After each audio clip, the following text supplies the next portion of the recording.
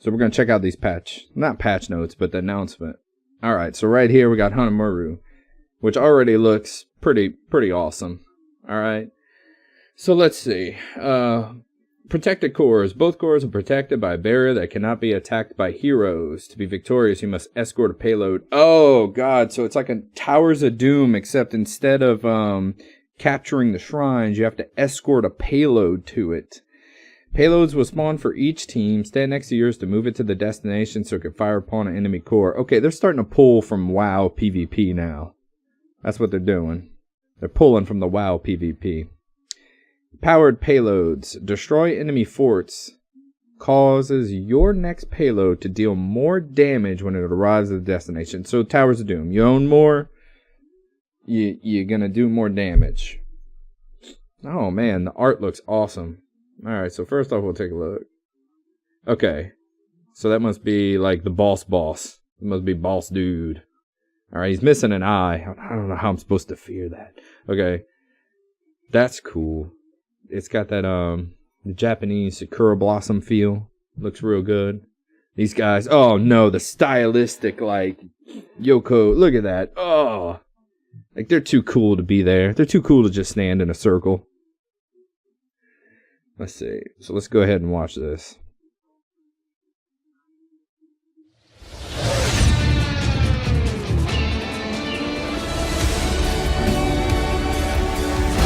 Welcome to Hanamura, a large two-lane battleground set inside the sprawling grounds of Shimada Castle. Much like Towers of Doom, heroes will not be able to directly assault the core of the opposing team, but must find victory through use of the map's unique mercenaries and central objective. Woven across the center line of the battleground are payload pathways for both teams that cover the top and bottom of the map. These payloads are the key to victory on Hanamura. Escort a payload to its final destination, and damage will be dealt to the opposing team's core.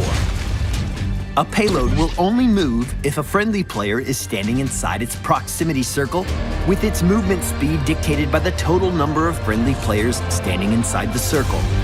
The payload will hit max speed at 3 or more players. If even a single enemy player enters the region around the payload, the vehicle will stop. If no friendly players stand inside the proximity circle for a brief duration, the payload will begin to slowly move backwards. Each core has a total of 7 health, with the normal payload securing a single point of damage once its escort is completed. If a team manages to destroy a fort or a keep, their payload becomes empowered and will deal an additional point of damage once captured.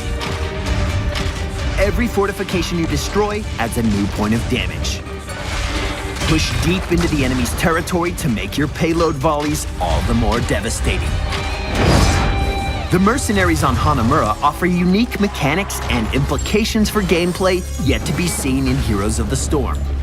Across the board, capturing a merc camp, no matter the type, will generate a high value of experience for your team. A fortification camp is situated at the top and bottom of the battleground. If you can secure this camp, a turret will drop that can be added to your inventory. This turret can be placed anywhere on the battleground, including atop the payload, and will block pathing wherever you place it. A recon camp sits on each side of the map, just inside the top and bottom lane. Upon defeating the henchmen, a dragon token is made available for pickup. When used, this item will send out 3 dragon spirits to seek the nearest 3 enemies to your location. Upon reaching their destination, the dragons will reveal their targets for 8 seconds. Just outside the blue and red base sits a support camp. This hard-hitting sentinel will cast a heal on himself once damaged, but if you can secure a takedown, you will be rewarded with a healing pulse token.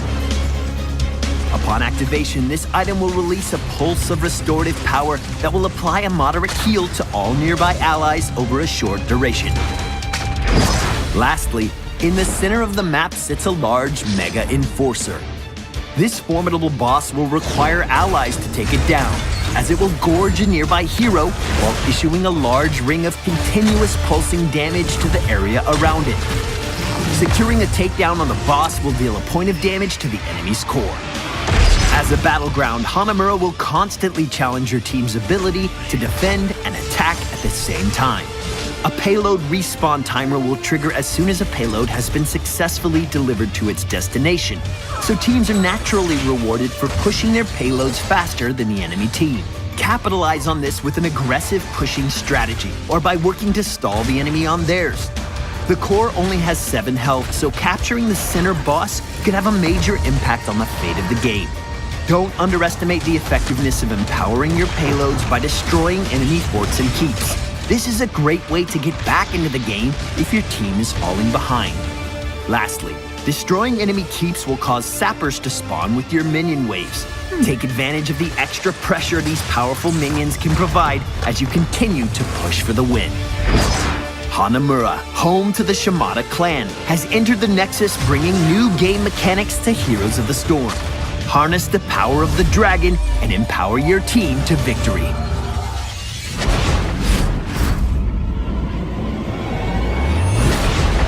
Okay. Alright, I'm just gonna throw this out here after watching this. There are so many ways for people to fuck up this map. Alright? They have equipment now, which, like, for instance, you can stock up. I wonder if you can stock up on. I didn't hear anything about that, but if the equipment doesn't expire, quote unquote, when you pick it up, or you drop it when you die, you could stock up on healing pulses and stuff like that. And so during team fights, if 2 people have a healing pulse, you could be like, boom, boom, you know? Or if there's a cast time. I didn't see anything about that either. But there are so many ways for people to fuck up this map. I love how Torb is somehow added a little bit, you know, with the equipment. And you could drop a turret and the turret shoots. That's cool. The equipment thing's all cool. The only thing I'm just concerned about is it looks like it has like a really high skill cap. Like, it's not like a normal, you know, it's not like go into the dungeon and kill and get skulls. There's so many things going on the map that for, like, newer players, it'll confuse the fuck out of them. You know what I mean? The escorting. You got to stop the other guys from escorting. All the equipment stuff that you pick up, you know? It's not as simple as like, oh, there's coins. You collect the coins, you turn them in. That's it. That's all you got to do. You do that, it shoots. You win some team fights in the process. Or, you know, it's like, it's a little bit more complicated, which I like. I really enjoy that. Like, A+. But for like a newer player who's going to play that map, they're going to be like, what do I do, George? What do I do? And they're going to be wandering around in circles. Now, this is interesting, the reveal thing. I mean, that's kind of neat. You can get, like, a good view on everyone in the battleground. And you also you can't see how much that little turret that you could put up actually does damage-wise. The whole blocking path thing's pretty neat, because I wonder if you could, like, if you're being chased, you could just drop it down, and it could block the path of them for a half a second, and give you a little bit more time to try to get away. Escorting's groovy. I mean, that's all groovy. I wonder if this can block people, though. That's another question. And I see how, right here, the paths intersect between the two. So at one point or another, if you're escorting at the exact same time, you're gonna conflict. You're gonna fight. Only does 1 damage, but they said if you take a fort, or keep, it'll escort it. So, okay. Alright. That's interesting. I like that. That's cool. Alright, so let's go check out the other thing that they introduced. I wonder if they added it to this real quick. Let's just take a look. No. Oh, they did, but they put it up top. Okay. Oh. Another Reddit Q&A, right? Today is, yeah. Oh. The Heroes timeline is released? I thought it was just these 2 today. What's this all about? When you're an immortal time-hopping dragon masquerading as a gnome, you typically know what's going to happen in advance. That's not how Chromie sounds, but that's how I want her to sound. The one exception is the Nexus. That swirling maelstrom. I'm not going to read this whole thing. Dun-dun-dun. Okay. The beta. Okay, so the beta start January. Oh. Oh, it's just like a timeline of everything they did. Cool. I wonder if there's any kind of like sneak peek at the bottom. Nope. Nothing. Okay. That's interesting. I mean, it gives people kind of a timeline of what they've done for like newer players that join it in that like, I'm not sure what's going on. Let's take a look at Genji. All right. Now, I did briefly during the queue take a look at this, and it was fucking sexy. Okay. So Genji, yeah. And then this skin, which they got rid of legendary skins. So you don't see a legendary skin for Genji, I think. So that means he's not coming out until 2.0 comes out. Right? Because otherwise it would say, you know, the legendary skin. Right? So anyway. So then they have this one. Oh, and this one's just beautiful. Good lord. The sword just gigantic. Big old sword. He looks like, you know what he looks like? Neon Genesis Evangeline. He looks like one of them. Just straight up. So beautiful. So, let's take a quick look at his abilities. Alright. Friggin' throw 3 in a spread pattern, which it looks like it throws it out, which is the same as in Overwatch. Each dealing 65 for the first enemy hit. Stores up to 3 charges. The cooldown replenishes all charges at the same time.